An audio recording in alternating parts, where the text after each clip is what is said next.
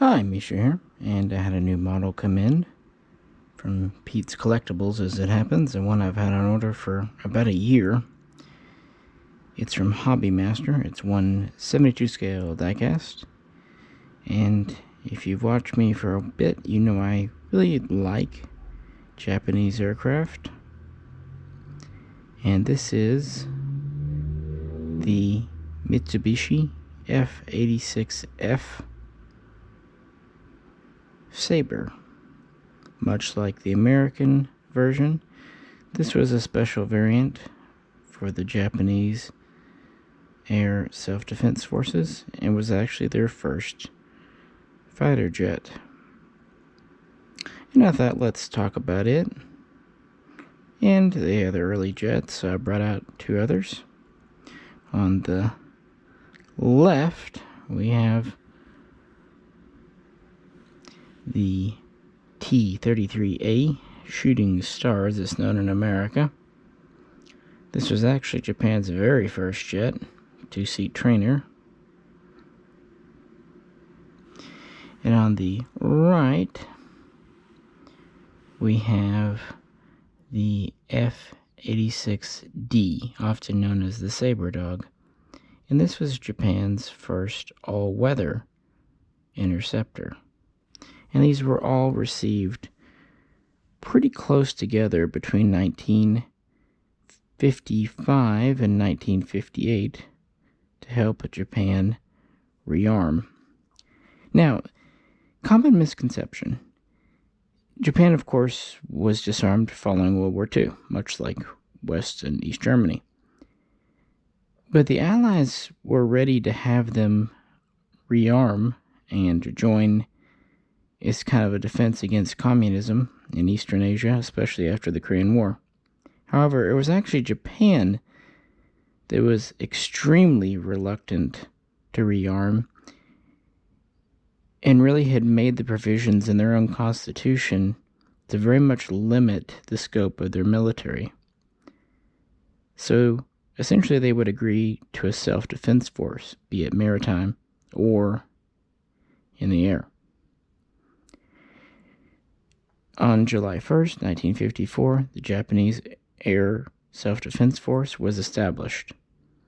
And of course, they would need aircraft. In the very beginning, they used surplus piston aircraft.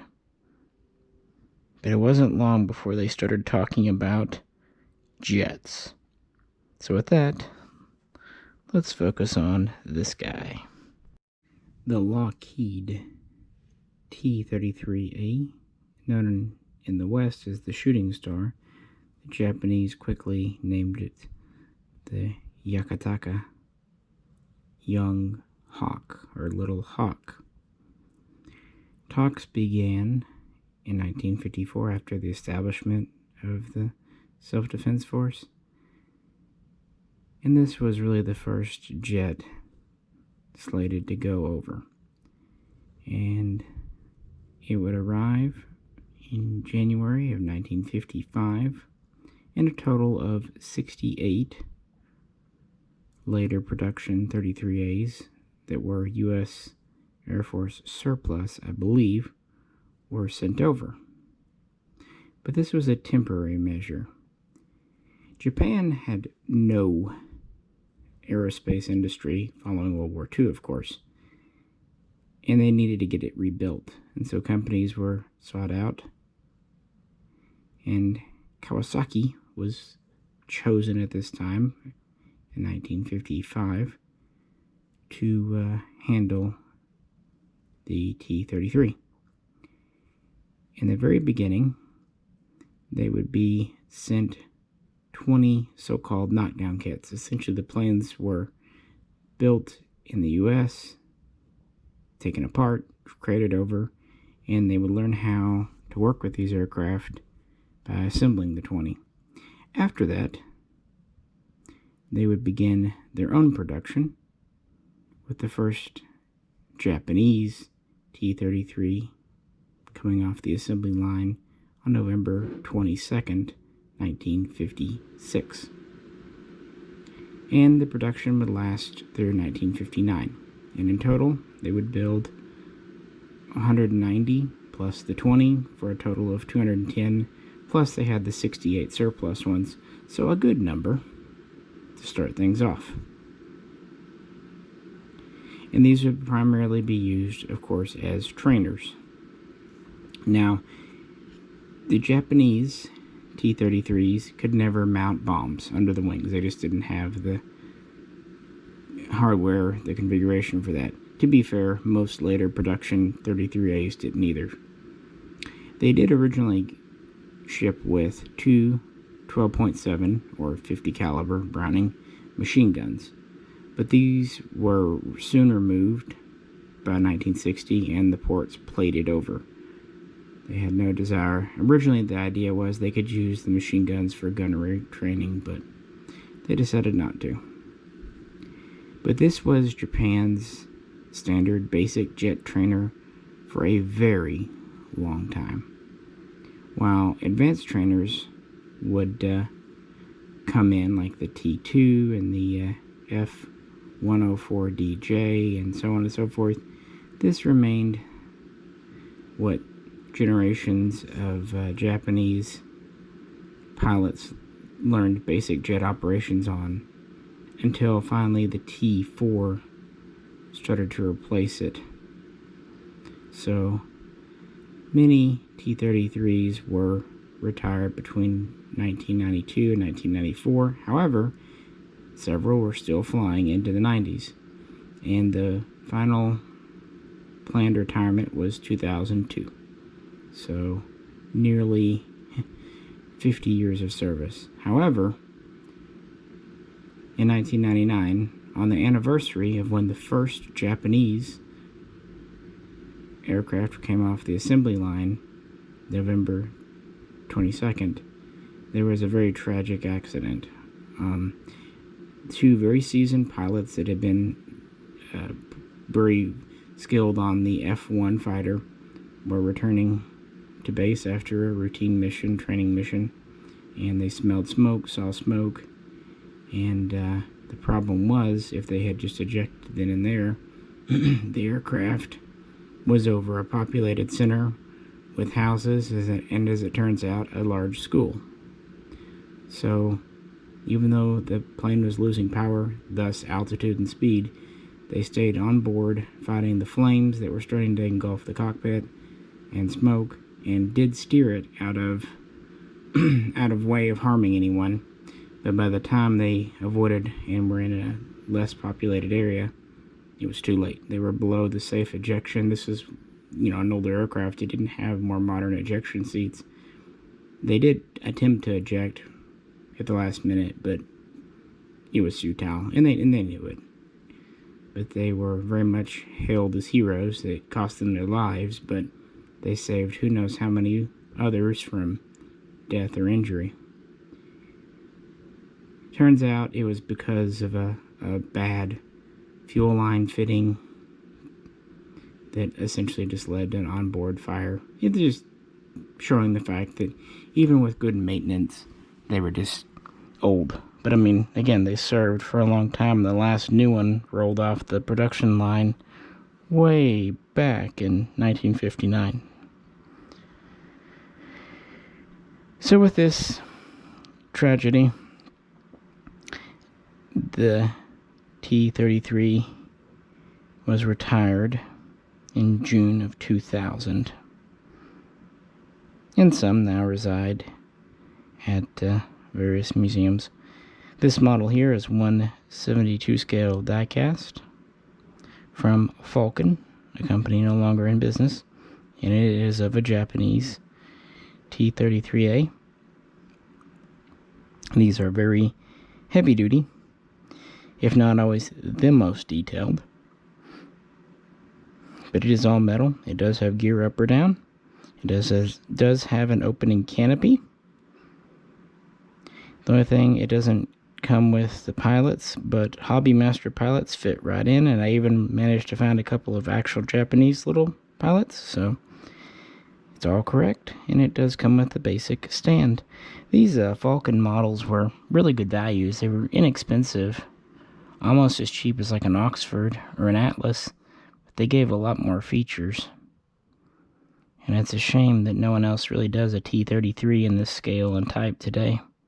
So I'm fortunate to have this one. And it definitely has a major place in Japanese history. The specs on it, just so I'm letting you know, it's about 38 by 39 feet. It can get up to 600 miles per hour, but she likes to cruise at around 450. And she has a max altitude of about 48,000 feet. And like I said originally, but had 2 machine guns, but many were removed. And other versions could mount a couple of 1,000-pound bombs, but the Japanese version never did. And this was a big product for Lockheed. The T-33 was actually more successful than the P-80 or F-80 that it was based on. So Japan was far from alone in being a user of this for decades. And of course, this was what the Japanese would train on, so they could fly this. So, the Japanese F-86 Sabre, or as they named it, the Kyokuko, which means beam from the rising sun, which also means even after World War II they continued the rather poetic naming of things. And this was a special version built for them. And it dates back to the same time with the formation of the JASDF in July. Talks began between North American Aviation and Mitsubishi, who'd kind of been earmarked to be the builder of the fighter, with Kawasaki, of course, doing the trainer. Now, after the war, Japan only had a few factories even left, and of those they had no expertise in building, designing modern jet aircraft. To that end, the first step they did to help rearm was 180 surplus American F-86F -30s were given to Japan. This was a pretty modern version, had updates kind of learned after the Korean War. And from these, it let Japan kind of start learning the ropes. And North American designed the new version, the F-86F-40, which had a few more improvements.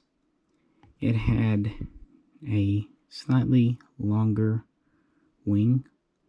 The original F-86 was about 37 feet by 37 feet. The F version was actually 37 feet with a 39-foot wingspan because each wing has about a foot-long extension. They also had a leading edge flap originally, which they deleted, and then they reinstated it, at least a version of it, with the F here. And they made a few other small changes. It's also, of course, worth pointing out the Japanese version could not carry a tactical nuclear weapon like late American Air Force versions could. It was still armed with 6 .50 caliber machine guns, M3 Brownings as it happens, with 300 rounds each. And it still had underwing hardpoints. It could carry drop tanks for the additional range, which is something Japan needed. It could also carry iron bombs or rocket pods. And its total payload was about 5,300 pounds.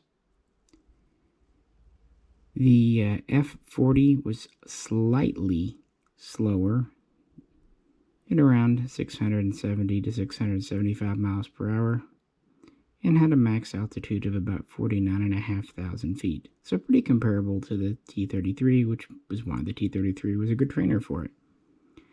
Now, why the trade-off? Well, it was more maneuverable at both high and low speeds, and it had better landing performance. It had a lower landing speed. It was honestly just a little easier for Japanese pilots who were still learning to fly, but also any pilot. So the trade-off was very minor for a much easier to handle and more maneuverable aircraft. So it made perfect sense. Now, basically North American would build these as parts kits, and they sent the first kits over in August of 1955. And then they went ahead and assembled a complete aircraft as a test aircraft in October of 1955, and then it flew over to Japan.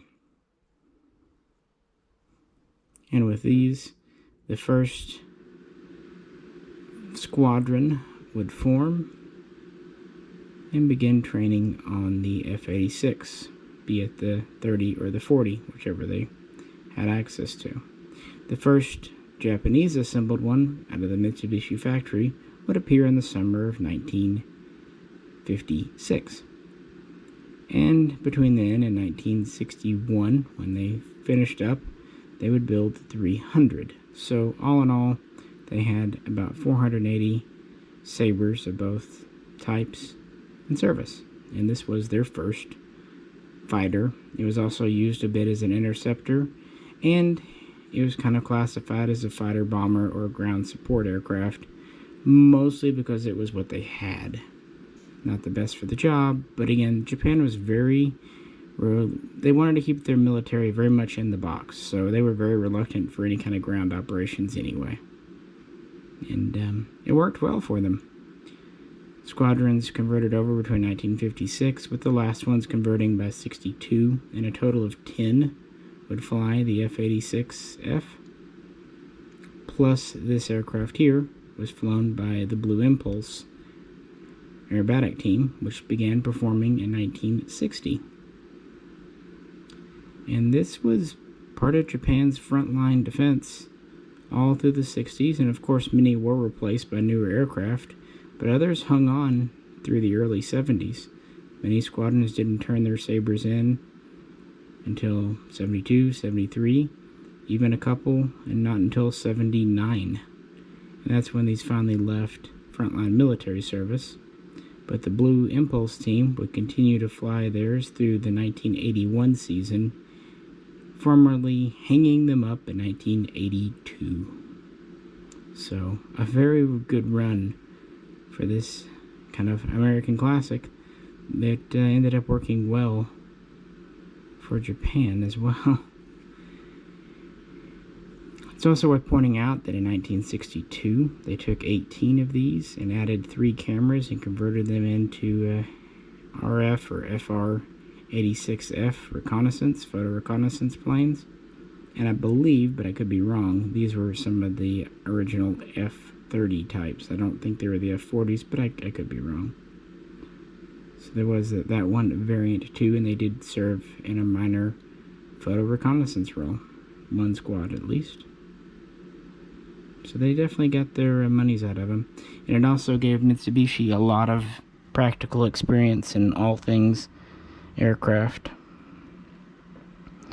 And it gave the Japanese Air Self-Defense Force not exactly the cutting-edge aircraft, but not obsolete, and a very tried and tested plane. So, you know, this model from Hobbymaster is exactly what you'd expect. It's pretty much all metal, except for a part of the tail and the minor details. Like I said, this is from the Blue Impulse team, but their planes are pretty much the same as anyone else's. I don't think they even really gave them a special paint job. It comes with gear up or down, and the gear are kind of neat. They're just single-piece assemblies.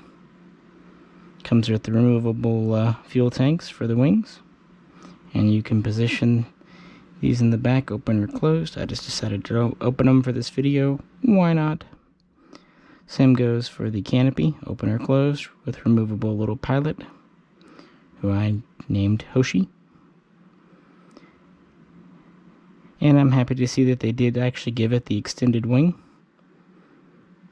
and the revised leading edge. So it does look the part of an F-40.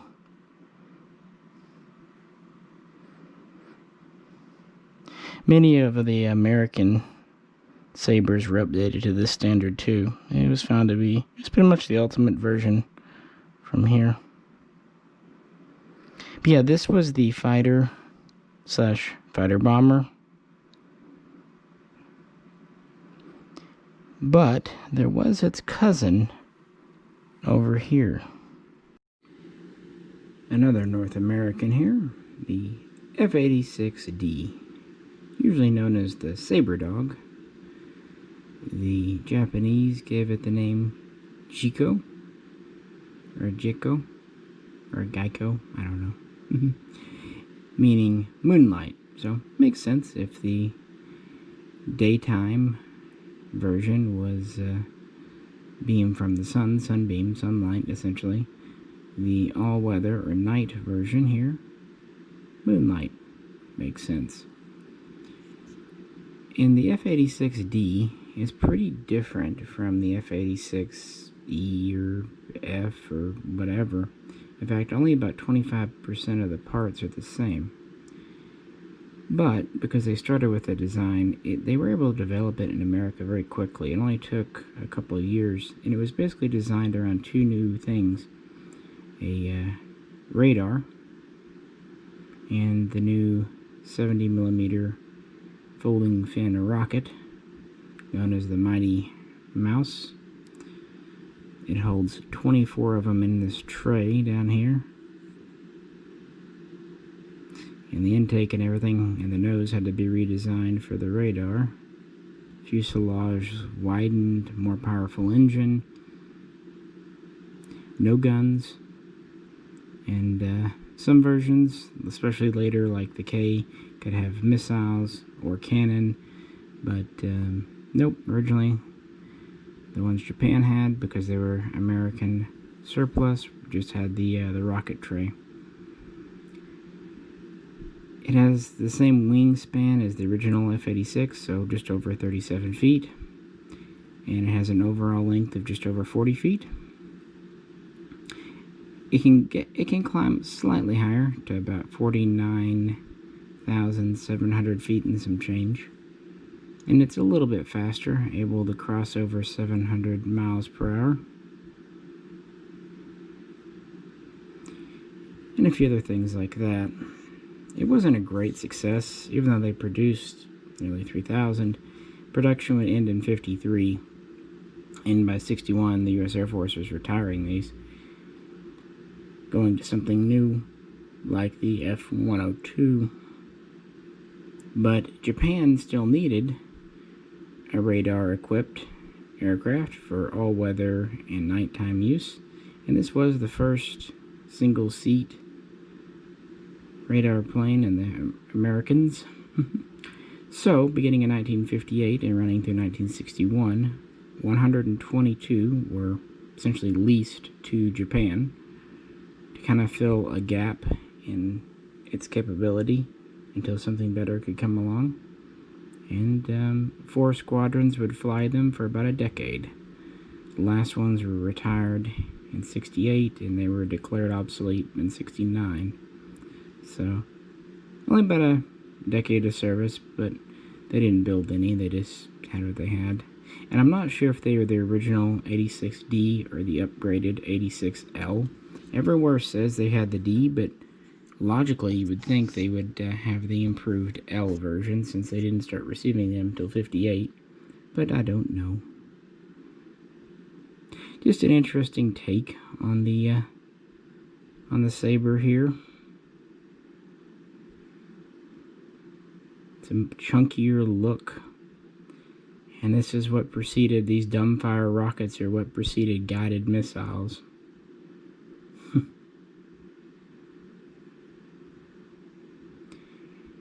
And there we have kind of the first generation of JASDF jets. This model, like the first, is 1/72 scale diecast from Falcon. Again, it might lack some really fine detail, but these are pretty inexpensive. It still has gear up or down. Unfortunately, the rocket tray is just permanently down. That would have been kind of neat if they gave you the option.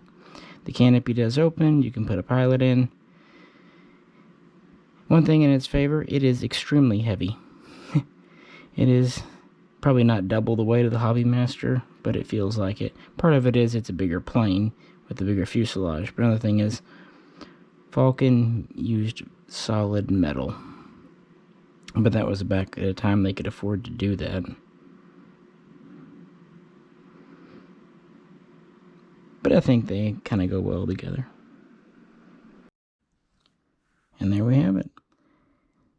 Like I said, I've had this one order for a very long time, and when I went back and kind of revisited the other Japanese planes, the F-104, the F-4, the F-15, I intentionally didn't mention the F-86 much because I wanted a proper Japanese one. And I thought it'd be fun to compare it with the Japanese Sabre dog.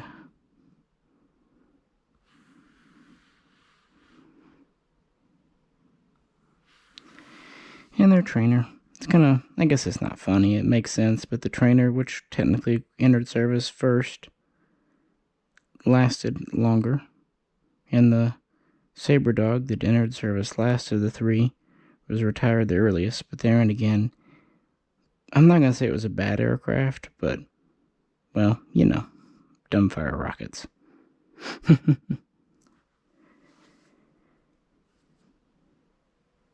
So what do you think? How do you like the new Hobbymaster? The paint and all that, things that I can't really assess.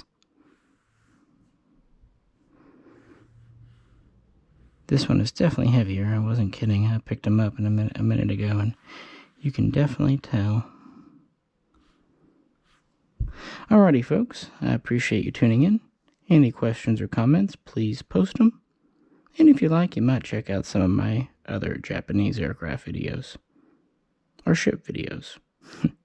This is Misha, and I'll catch you very soon next time.